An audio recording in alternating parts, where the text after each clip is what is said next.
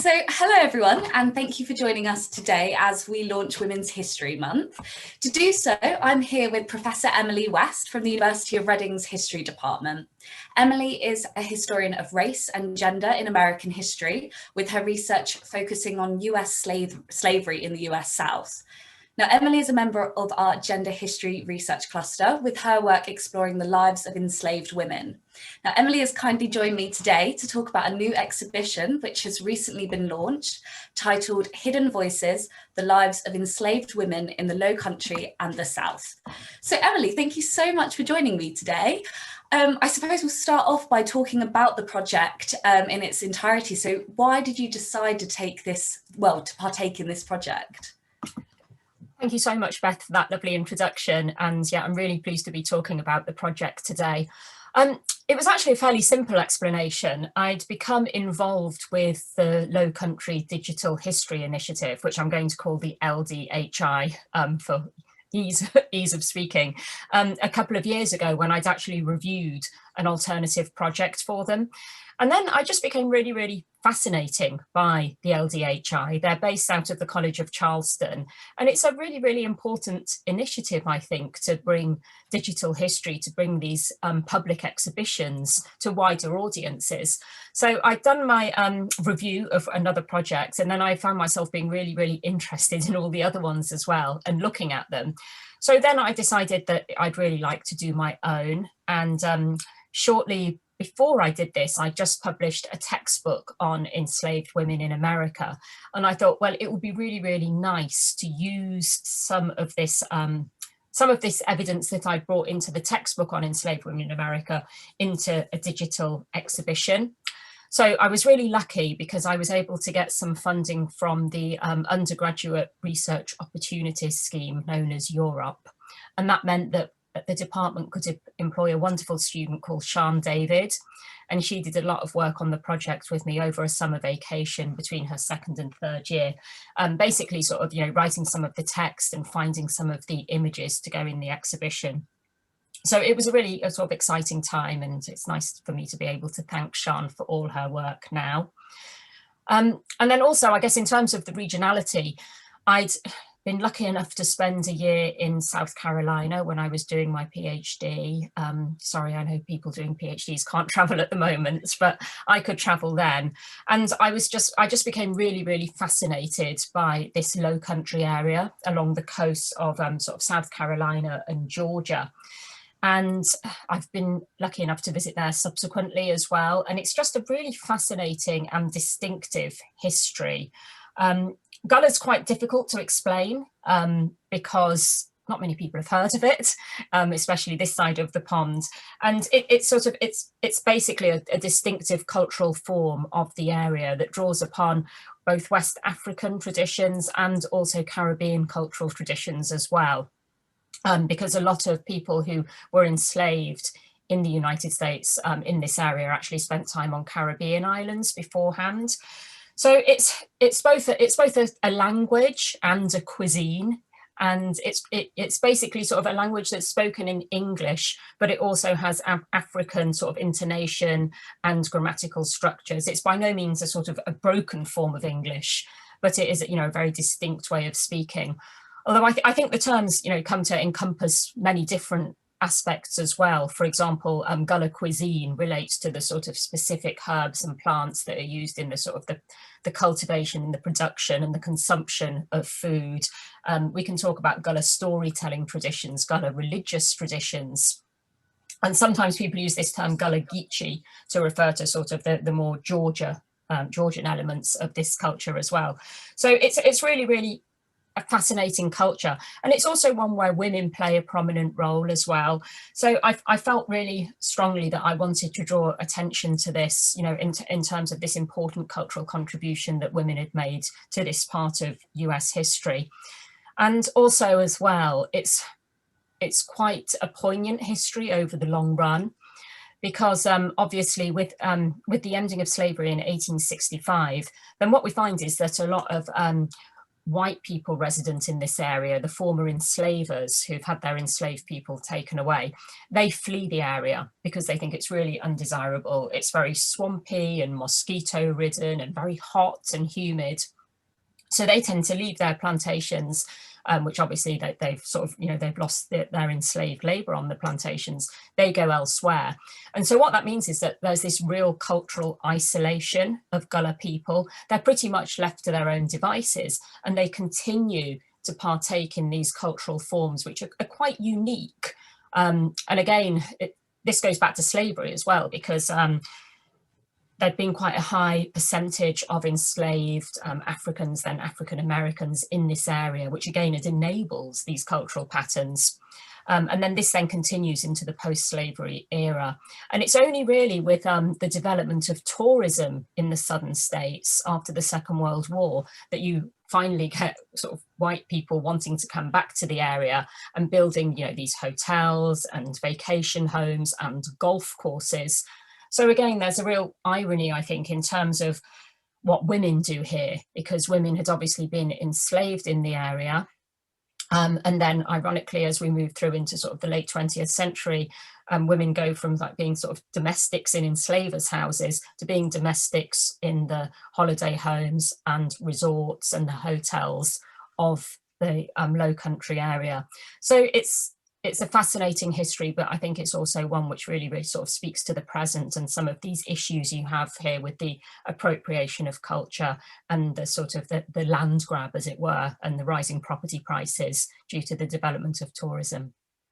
Absolutely. And I thank you so much for giving us that introduction to the project. Having seen the exhibition and seeing the sort of depth that you're able to go into and cover about enslaved women's lives is really fantastic. And I wondered if you could talk about why this is important for Women's History Month. Yeah, thank you so much, Beth. That's another really good question. I mean, in all honesty, I think I'm a little bit divided or conflicted about how I feel about both Women's History Month and Black History Month as well, which is later in the year, obviously here in the UK. I think I reconcile this by thinking that it's just really important to use this month to give greater prominence to women's voices, which is something I try to do in the exhibition as well. Sometimes this history, as we know, can be marginalized. And I think Women's History Month provides us an opportunity to really publicise all the good work we do, especially in the gender history research cluster at Reading, which does so much. So yeah, I want to sort of highlight the importance of that work.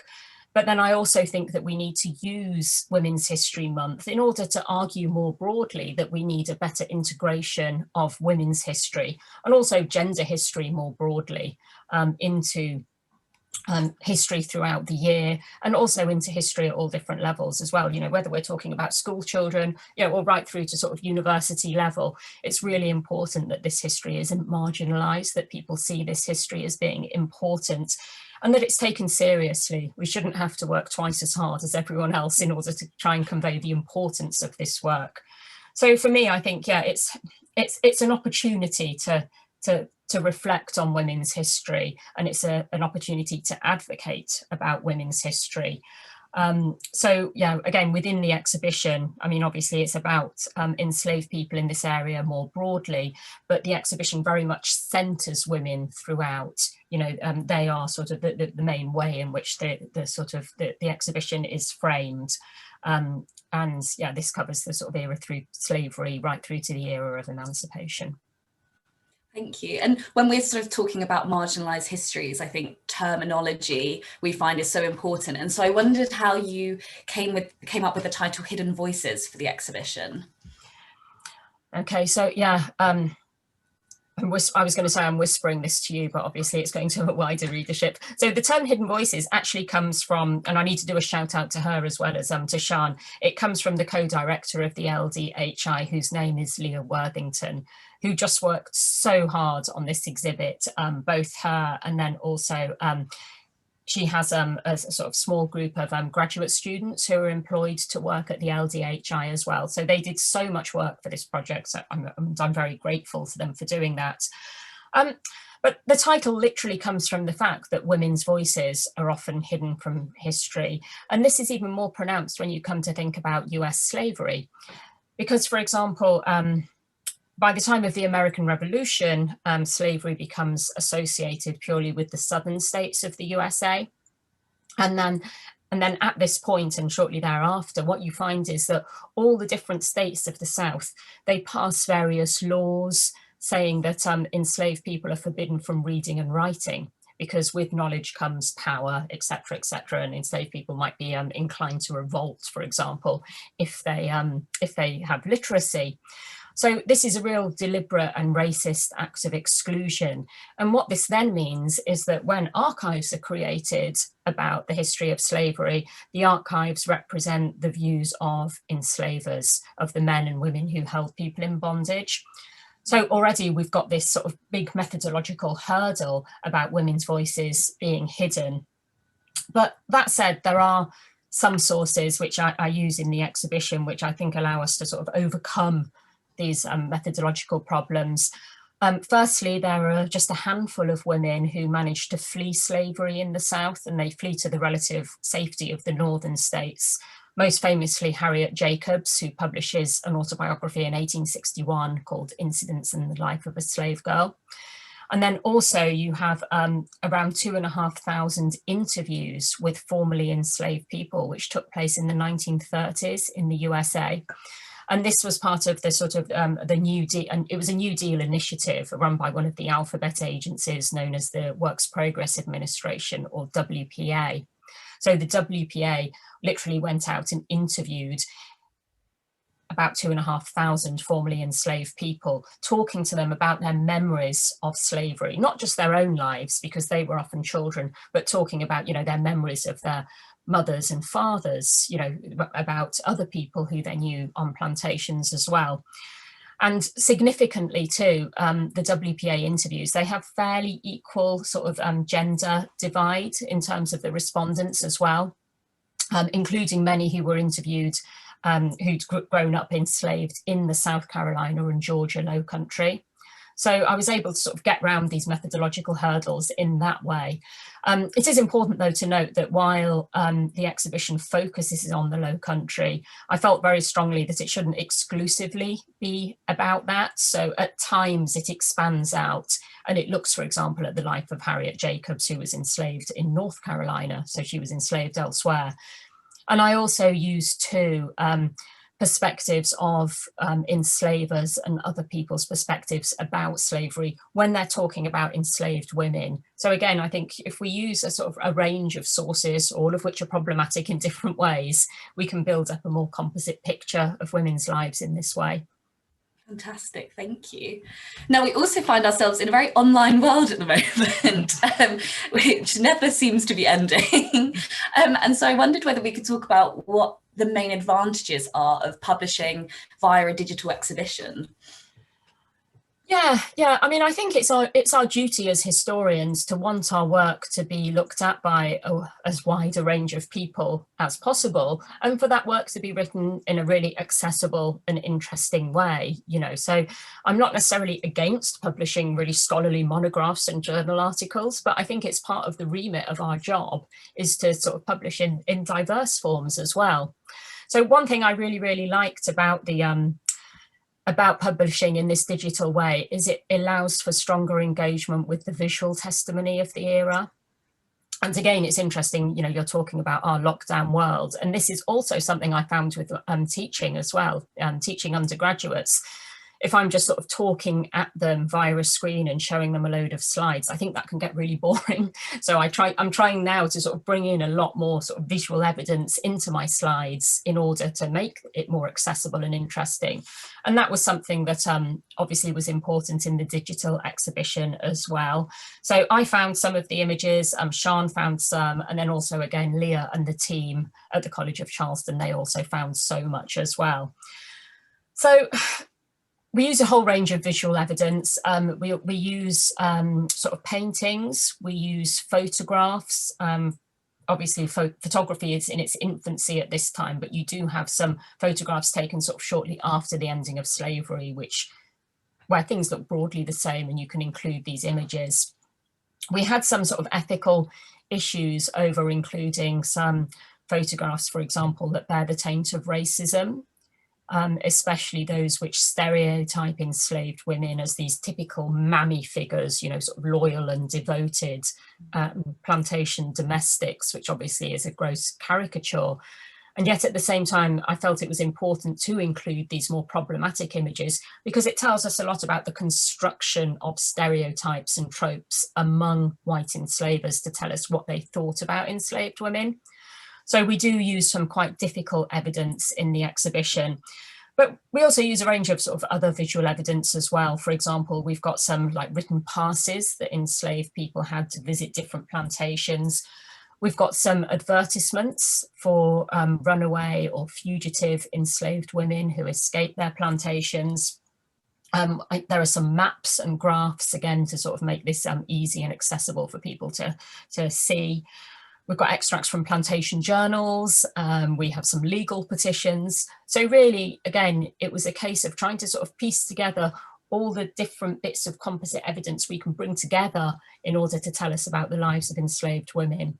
So yeah, and especially in this digital format, I think it's so important to have this visual testimony there, and really to let readers read the sources and the visual testimony for themselves. They're looking at the primary sources and they can come up with their own opinions on it. I think that's a really great way of framing it, where the audience members become these active participants in this. Now, what were the main challenges that you faced in this project? Yeah, I think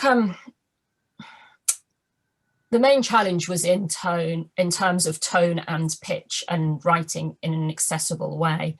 Sometimes I think we might be inclined to think, oh, I'm writing for a more general audience, so it's easier, but it's not. It's actually harder. You know, it's really hard to get the sort of the pitch and tone right, to convey complex themes and difficult themes, especially where we're talking, for example, about things like the sexual assaults of enslaved women, which are very sort of troubling and need content warnings. To talk about them in a way that's sort of accessible and compassionate and empathetic.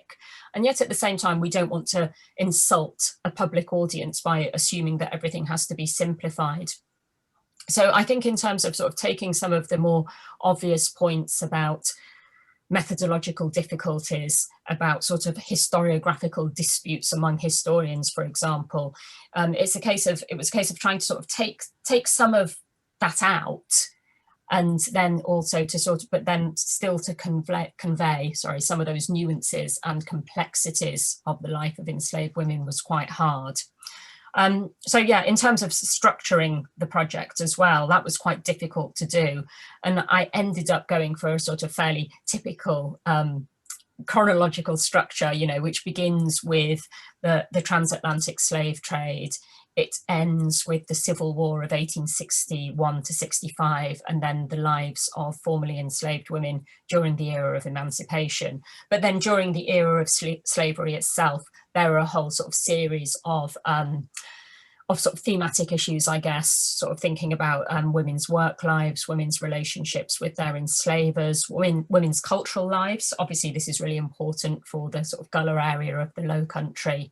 And then also thinking about some of the diversities of women's experiences as well. So, for example, women who lived in urban environments, for example, places like the main port cities of Savannah and Charleston, and thinking about how their lives differed.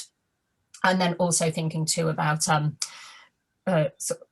not enslaved women, but free Black women who lived in these areas as well. I wanted to include them as part of this exhibition because they had a lot of interaction sometimes with enslaved women in cities.